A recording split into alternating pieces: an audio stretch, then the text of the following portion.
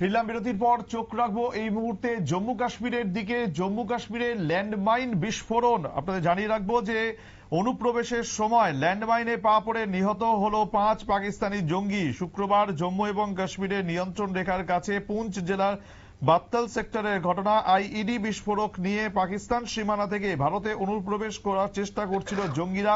সেই সময় এই দুর্ঘটনাটি ঘটে।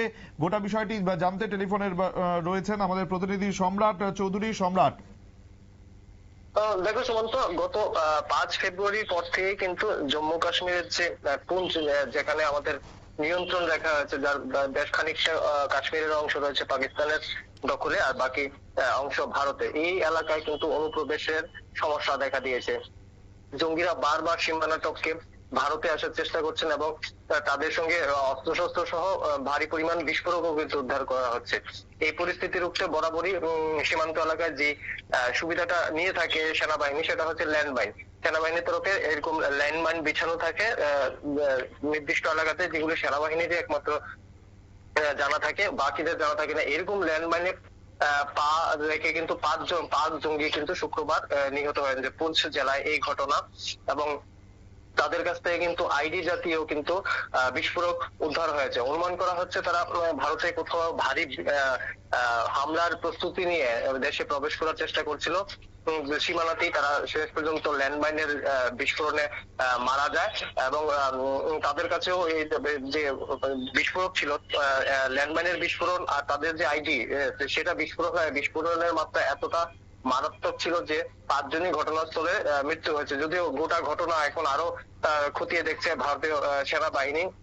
তার পেছনে ঠিক কারা রয়েছে, যারা মারা গিয়েছিলেন তারা ঠিক কোন জঙ্গি গোষ্ঠীর সদস্য, তাদের পেছনে কাদের মদত রয়েছে। কারণ দুদিন আগেও এরকম অনুপ্রবেশের ঘটনায় কিন্তু হামলা এবং পাল্টা হামলায় কিন্তু 7 জন জঙ্গি, পাকিস্তানি জঙ্গি কিন্তু নিহত হয়েছেন। তাদের মধ্যে 3 জন আবার পাকিস্তানি সেনাবাহিনীর জওয়ান। তো সব মিলিয়ে পুঞ্চ যে নিয়ন্ত্রণ রেখা এলাকা রয়েছে, গত 1 সপ্তাহ যাবত কিন্তু বেশ সরগরম পরিস্থিতি। সুমন্ত, ধন্যবাদ সম্রাট।